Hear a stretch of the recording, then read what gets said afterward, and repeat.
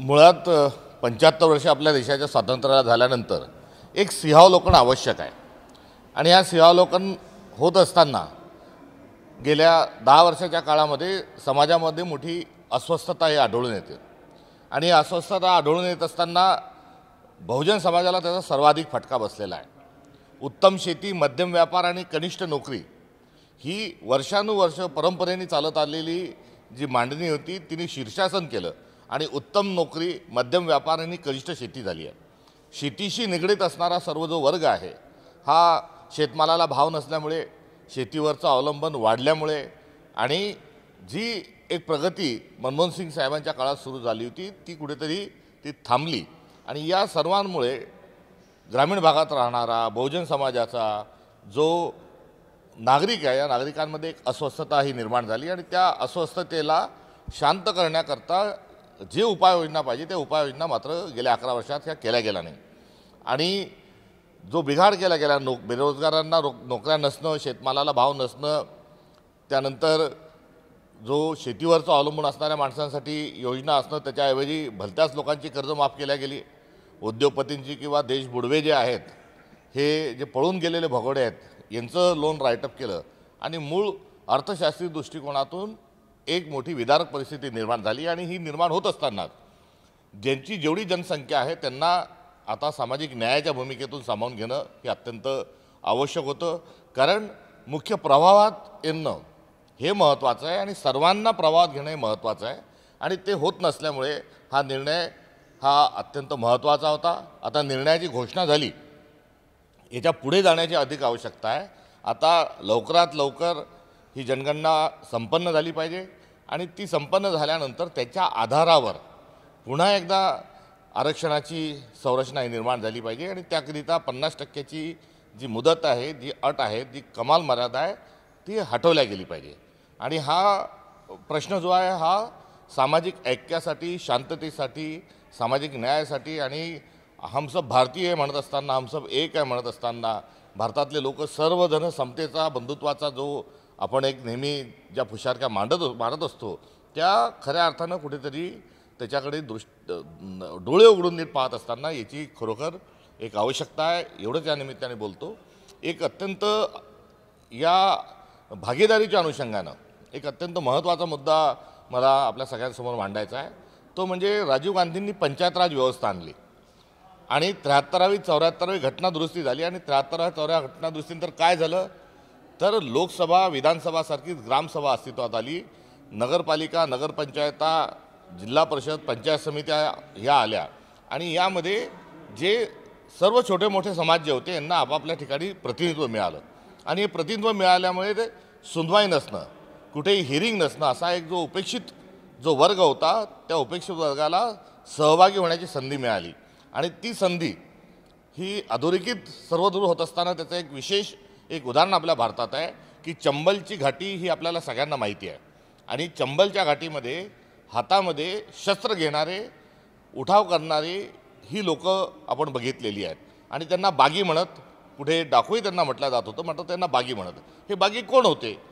तर हे छोटे जे समाज आहे या छोट्या समाजाच्या मंडळींनी हातामध्ये बंदूक ही न्यायासाठी घेतली, कारण काय तर शासन दरबारी त्यांचं कुठलंही हिअरिंग नव्हतं आणि त्यांना कुठलंही त्यांचं ऐकलं जात नव्हतं आणि पंचायत राजच्या 73व्या घटना दुरुस्तीनंतर काय झालं तर सर्वसमावेशक अशा स्वरूपाचं आरक्षण आलं, महिलांचं आरक्षण आलं आणि थेट सुनवाई त्या सभापती, सरपंच, जिल्हा परिषद अध्यक्ष असं प्रतिनिधित्व त्यांना मिळालं आणि पर्यायाने हातात बंदूक घेण्याची जी आवश्यकता त्या ठिकाणी निर्माण होती ती आपसूक गळून पडली।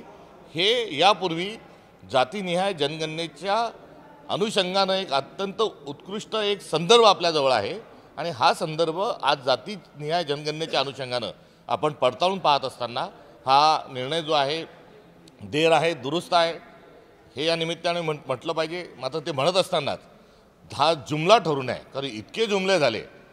नोटबंदी केल्यानंतर आतंकवाद थांबेल, तो काही थांबला नाही, दरवर्षी 2 कोटी नोकऱ्या दिल्या जाईल त्या काही दिल्या गेल्या नाही, शेतकऱ्यांच्या लागत मूल्याच्या 1.5% पटीच्या वर उत्पन्न मिळेल ते झालं नाही, ते कोणचे भारतभरातले 100 स्मार्ट सिटी आहे त्याच्यातली एकही स्मार्ट सिटी काही लक्षात येत नाही, पेट्रोल जे आहे ते 40 रुपये, डिझेल जे आहे ते 35 रुपये सांगितलं जातं ते होत नाही।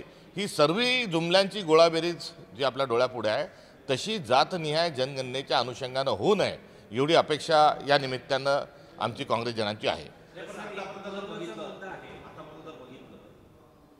अनेक मंचांवरती भारतीय जनता पक्षाने जाती जनगणनेचा प्रचंड विरोध केला आहे. योगी आदित्यनाथ असो किंवा मग खासदार त्या असो किंवा मग सोबतच गडकरी असो, या सगळ्यांनी वेगवेगळ्या मंचात प्रचंड विरोध केला. असं काय घडलं की संघाचे मोहन भागवत त्यांना भेटून आले आणि त्यानंतर दुसऱ्या दिवशी निर्णय जाहीर झाला? संघाची जी भूमिका होती ती देखील ही जी आपण पिल्लावळ सांगितली की जी यावर तुटून पडत होती, या सगळ्यांच्या सारखी भाजपची आणि संघाची भूमिका जातनिहाय जनगणना नसावी हीच त्यांची भूमिका होती.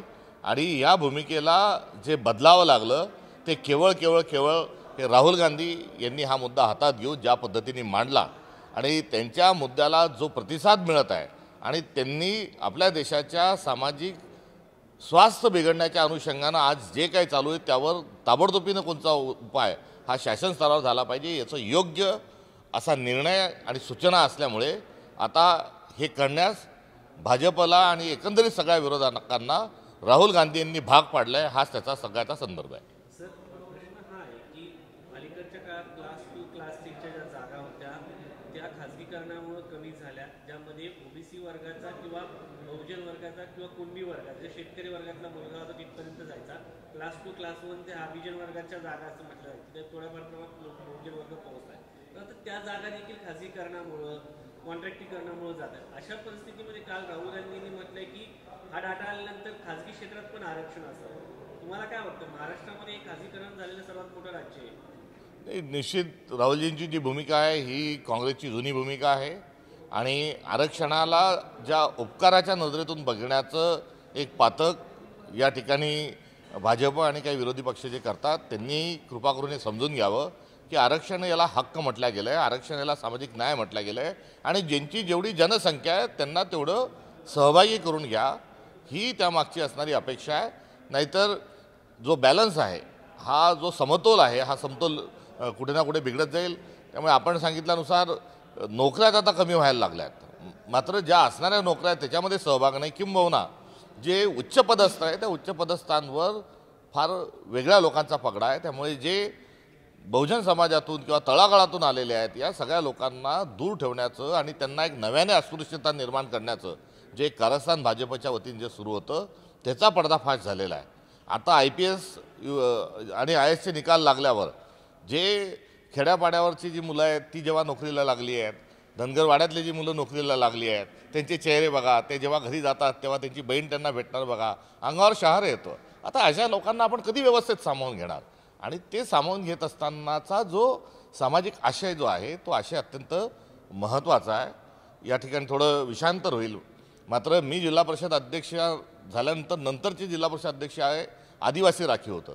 नवीन अध्यक्ष झाला तेव्हा ते होत असताना मी जिल्हा परिषद सदस्य होतो.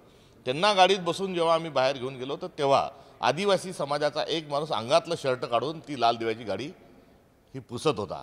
मी झालो तेव्हा माझ्या नातेवाईकांनी अंगातलं शर्ट काढून लाल दिव्याची गाडी पुसली नाही, कारण काही ती विशिष्ट समाजाची मक्तेदारी आहे ही पदं, मग त्याच्यात आमदार असतील, खासदार असतील, काही मोठे जिल्हा परिषद अध्यक्ष सभापती असतील. त्यामुळे अशा उपेक्षित घटकाला आपण कधी सामावून घेणार आहोत या प्रश्नाचं आपण एक मोठ्या करुणेच्या माध्यमातून आणि सामाजिक न्यायाच्या तत्वातून या मुद्द्याकडे आपण बघितलं पाहिजे. हा राजकीय मुद्दा नाही. हा जाती जनगणनेच्या मुद्द्यावरून जर चर्चा सुरू झाली आहे, खरंच याचा शिक्षणात फायदा होईल का? शिक्षणाची एकंदरीत अवस्था अत्यंत बिकट होत चाललेली आहे. सरकारी शाळा बंद करण्याचं एक कारस्थान सुरू आहे. त्यामुळे शैक्षणिक व्यवस्थाच नव्याने त्याचा विचार करण्याकरता आपल्याला एक वेगळ्या चर्चेची आवश्यकता आहे. त्याची या विषयाशी सरमिसळ करणं योग्य नाही. मात्र आज रोजी ज्या मराठी शाळांमध्ये असतील किंवा ज्या देशभरातल्या ज्या इतर शाळा ज्या असतील, मातृभाषा ज्या असतील किंवा प्रांतिक ज्या भाषा असतील, या भाषेमध्ये आज शिकणारी माणसं कोण? तर जो शोषित पीडित कष्टकरी जो वर्ग आहे यांचीच मुलं त्या शाळेत शिकतात आणि त्या शाळा या सबलीकरण त्याचं हे झालं पाहिजे. आणि या शाळा या बंद पाडण्याचाही जसा उपेक्षित वर्ग हा वाढवण्याचा प्रयत्न चालला होता तसाच शाळा बंद करून एक नव्यानं वंचित ठेवण्याचा प्रयत्न देखील सरकारकडून हा होऊ घातला आहे. सरकारला आमची विनंती राहील की हे पाप आपल्या हातून कृपा करून होऊ नका देऊ. कारण गळतीचं प्रमाण वाढलं आहे. शासकीय शाळांमध्ये देशभरातल्या शिकणाऱ्या मुलांचं प्रमाण हे कमी झालं आहे. 10वी-12वी झाल्यानंतर मुलं मार्कलिस्ट आणि TC घेण्याकरताही शाळेकडे वळत नाही आहे. ही बाब अत्यंत गंभीर आहे आणि या गंभीर बाब असण्याचं कारण जे आहे की हे सर्व खाजगीकरणाचा आणि एक उपेक्षित वर्ग निर्माण करण्याचा जो छुपा अजेंडा जो भाजप सरकारचा आहे हे त्याचं कारण आहे. त्यांनी एवढं मोठं पाप हे करू नये की ज्याचे परिणाम भविष्यात आपल्याला भोगावे लागतात. तर आज महाराष्ट्र दिन आहे. महाराष्ट्राकडे वळून पाहताना कसं बघतात? आज पुन्हा असं म्हटलंय महाराष्ट्र हा कणकर आहे, हिमालयाच्या मदतीला धावणारा आहे आणि देशाचं नेतृत्व करणारा किंवा दिल्लीचं तख्त राखणारा आहे. आता कसं बघता तुम्ही महाराष्ट्राकडे सध्याच्या राजकीय सामाजिक परिस्थितीकडे पाहिल्यानंतर? सेनापती बापटांचं वाक्य हे एक मराठी या नात्यानं सदैव मला मार्गदर्शक असतं की मराठी वाचला आणि मराठी जर वाचली आणि महाराष्ट्र जर वाचला तर देश वाचेल. आणि ते सांगत असताना त्यांनी त्यांच्या दीर्घ जे कवितेमध्ये पोवाड्यामध्ये जे सांगितलं आहे ते वर्णन शब्दशः खरं आहे. कारण महाराष्ट्र हे एक राज्य जरी असलं, मराठी एक भाषा जरी असली तरी दुसऱ्या बाजूला महाराष्ट्र हा एक धर्म आहे. आणि महाराष्ट्र धर्म जो आहे हा महाराष्ट्र धर्म हा संविधानात ज्या गोष्टी आलेल्या आहेत त्या गोष्टी फार पहिल्यापासून आपण महाराष्ट्रामध्ये महाराष्ट्र धर्म या नात्यानं या सगळ्या गोष्टींची जोपासना करत होतो. आणि तो धर्म जो आहे महाराष्ट्र धर्म हा वाचला पाहिजे. आता या महाराष्ट्र धर्माला बिघडवण्याचं काम, याच्यातील सद्भावना लयास नेण्याचं काम दुर्दैवाने आज सुरू आहे. महाराष्ट्रात कधी नव्हे तेवढी सामाजिक तेढ जातीयतेचं एक दुर्दैवी चित्र आहे. सरकार आज काही 100 दिवसाच्या कार्यक्रमामध्ये त्यांची प्रगती पुस्तक दाखवणार होतं. मात्र ते प्रगती पुस्तक दाखवत असतानाच गत या 100 दिवसांमध्ये खोक्या नावाचा शब्द एक महाराष्ट्राला समजला. त्यानंतर आका नावासारखे शब्द आले, कोयत्या गँगसारखे शब्द जे आहेत ते ऐकावं लागले. तर महिलांवरील अत्याचाराचं प्रमाण वाढलं. नैतिकता नावाचा जो एक संदर्भ असतो की ज्याची जबाबदारी स्वीकारली पाहिजे सरकारने, ती स्वीकारताना आपल्याला आढळून येत नाही. त्यामुळे या काळामध्ये महाराष्ट्राचं जे मापदंड आहेत, जे ह्युमन डेव्हलपमेंट इंडेक्सचं असेल, रोजगाराच्या अनुषंगानं असेल, या सगळ्यांमध्ये आपण खाली चाललो आहोत. ही निश्चित चिंतेची बाब आहे. आणि महाराष्ट्र वाचला तरच देश वाचेल हा सेनापती बापटांचा जो विचार होता, आज या विचाराच्या अनुषंगाने त्याच्याकडे बघत असताना मन कासावीस होतं, दुःख होतं. आणि हा महाराष्ट्र धर्म जो आहे हा सर्वांनी मिळून आपण जगवला पाहिजे, तगवला पाहिजे, वागवला पाहिजे आणि त्याच्या संरक्षणाकरता आपण झोकून दिलं पाहिजे. ही माझी प्रांजळ भावना आज महाराष्ट्र दिनाच्या शुभेच्छा देत असताना आहे. सरकारला प्रगती पुस्तक आले, फक्त अधिकाऱ्यांचे नाव आहेत, राजकारण्याचे नाव नाही आहे, कारण ते प्रमुख मंत्री असतात ना त्या खात्याचे. आता जे मुळातच अधोगतीला जे 100 दिवस घेऊन गेले आहेत, कारण या 100 दिवसामध्ये विचार बाजूला पडला आणि केवळ सत्ता समोर आली, सत्तेची भांडणं समोर आली. स्थानिक स्वराज्य संस्थांच्या निवडणुका नाहीत, बलात्काराचे प्रकरणं वाढत आहे, महिला शोषणाचे प्रकरणं वाढत आहेत. खासदार असणाऱ्या, मंत्री असणाऱ्या महिलेच्या घरातील महिलेला छेडल्यानंतर त्या प्रतिनिधींना पोलीस स्टेशनमध्ये धरणे द्यावं लागतात. जे पुण्याचे खासदार जे आहेत, जे मंत्री पण आहेत, ते मोठे मोठे उड्डाण करण्याची जबाबदारी, विमान उडवण्याची जबाबदारी त्यांच्या कार्यालयात खाली येऊन त्यांच्या कार्यालयात मारलं जातं. त्यामुळे लॉ अँड ऑर्डरची परिस्थिती असेल, विजेच्या संदर्भामध्ये घेतलेले निर्णय वापस घेण्याचा विषय असेल, शेतकऱ्यांचा शेतमालाचा भाव कमी असणं असेल, पीक विमा योजनेचं बदललेलं स्वरूप असेल, कर्जमाफीची केलेली घोषणा त्याच्यापासून घुमजाव असेल, लाडक्या बहिणींना 1,500वरून 2100 रुपये दिलं सांगितलं जातं त्याच्यावरून केलेला घुमजाव असेल, एकंदरीत आर्थिक दिवाळखोरीच्या दिशेने जो महाराष्ट्र चालला आहे हाच अधोगतीकडे आहे. त्यामुळे प्रगती पुस्तकामध्ये वरपास होण्याची देखील कुवत ही सरकारने ठेवली नाही. आणि गँग ऑफ ट्रिपल इंजिन सरकार जे आहे हे केवळ सत्तेतील मस्तवाल म्हणून मिरवत आहेत. हे आजचं महाराष्ट्राचं विदारक चित्र आहे. सर, पहलगामच्या मुद्द्यावरून 22 एप्रिलला हल्ला झाला, त्यानंतर हा देशाचा मुद्दा आहे. पण ज्या पद्धतीने या मुद्द्यावरून विविध पद्धतीने राजकारण होते, काँग्रेसची एक वेगळी भूमिका असते, भाजपची एक वेगळी भूमिका असते, काय वाटतं की या निमित्ताने देशाचा विचार सोडला जात आहे? झालेली घटना अत्यंत दुर्दैवी आहे, संतापजनक आहे. आणि या घटनेतला ताबडतोबीनं देश म्हणून आपण भारताने उत्तर दिलं पाहिजे. आणि ते देश म्हणून आपण या समस्येला आणि या एकंदरीत हल्ल्याकडे बघत असताना सरकारने यामध्ये जेही काही पावलं उचलायचे ते त्वरित उचलली पाहिजे. पक्ष म्हणून आम्ही त्यांच्यासोबत आहोत. ही काँग्रेसची जी भूमिका आहे ही सगळ्यांची भूमिका असली पाहिजे. आणि या भूमिकेकरता काँग्रेसने काय सांगितलं तर पहिलेच कार्य समितीची बैठक झाली. लगोलग त्यांनी मागणी केली की सर्वपक्षीय बैठक बोलवा ज्यातून आपण देशवासी म्हणून एक दिसू. त्या बैठकीचं आयोजन आमच्या विनंतीहून केलं गेलं. आता आमची काय अपेक्षा आहे की देशामध्ये आणि विदेशामध्ये आंतरराष्ट्रीय स्तरावर भारत सगळा एक संघ स्वरूपामध्ये दहशतवादाशी सामना करण्याकरता उभा आहे. हे चित्र करण्याकरता जॉईंट पार्लमेंटचं अधिवेशन बोलवावं ही मागणी आहे. या सगळ्याचा आशय काय येतो की आपण एक राष्ट्र म्हणून आपण सगळ्यांनी समोर गेलं पाहिजे. मात्र राष्ट्र म्हणून समोर जाण्याची ही आज आवश्यकता असताना, काँग्रेसची भूमिका असताना, याच्यामध्ये स्थानिक पातळीवरच कुठे राजकीय अभिनिवेशामधून ज्या टीका टिप्पणी केल्या जातात ह्या दुर्दैवी आहेत. आपण देश म्हणून या हल्ल्याकडे आपण सगळेजण बघत असताना याचा प्रतिकार एकसंगतेने करावा एवढीच अपेक्षा एक नागरिक, भारताचा नागरिक या नात्यानं आहे. सर, एक महत्त्वाचा प्रश्न. राहुल गांधींनी काल तेलंगणा मॉडेल देऊ केलेलं आहे, टाईमलाईन मागितलेली आहे, मात्र या बजेटमध्ये सरकारने तशी काही तरतूद केलेली नाही आहे. तर तुम्ही जशी मोहीम जातीय जनगणनेचा निर्णय व्हावा यासाठी चालवली, तशी मोहीम त्याच्या टाईमलाईनसाठी चालवणार आहात का? जी मोहीम चालवली ती अत्यंत सायंटिफिक पद्धतीने होती आणि ती वस्तुनिष्ठ स्वरूपाची असतानाच त्यातून एक एक्सरे जो आहे आपला देशाचा एक्सरे समोरील ही काँग्रेसची असणारी भूमिका आहे आणि त्यातून ही मागणी आम्ही रेटून धरत होतो. आता काल राहुल गांधींचा हा विजय आम्ही एकीकडे म्हणतो आहे, ही बाब खरी आहे. मात्र दुसरीकडे भाजपने हा घाईघाईत जो निर्णय करून घेतला तो करून घेत असताना बजेट आपण चाळून जर पाहिलं तर त्यामध्ये कुठल्याही प्रकारची आर्थिक तरतूद करण्यात आलेली नव्हती.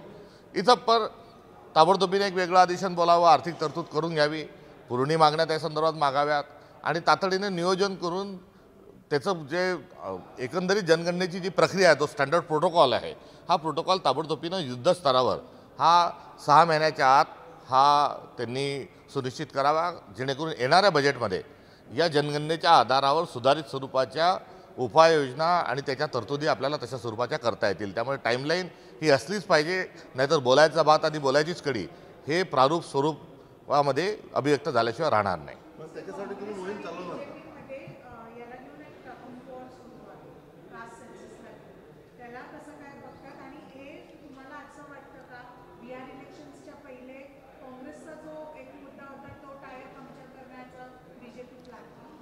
या संदर्भात त्यांचा काय प्लॅन आहे नाही आहे याबद्दल मी भाष्य करण्याची आवश्यकता नाही. मात्र काँग्रेस आणि BJPमध्ये कुठलंही वाग्युद्ध या संदर्भात चाललं नाही. काँग्रेस जी मांडणी करत होती की का जातनिहाय जनगणना पाहिजे, ती मांडणीवर आजही ठाम आहे आणि भाजप का नको सांगत होती, आता त्यांनी पूर्ण काँग्रेसची भाषा जी आहे ती बोलायला सुरुवात केलेली आहे. त्यामुळे हा त्या अर्थानं देखील काँग्रेसचा विजयच आहे. आता भाजप काँग्रेसची सामाजिक न्यायाची जी भूमिका घेत आहे याबद्दल मी त्यांचं अभिनंदन करतो.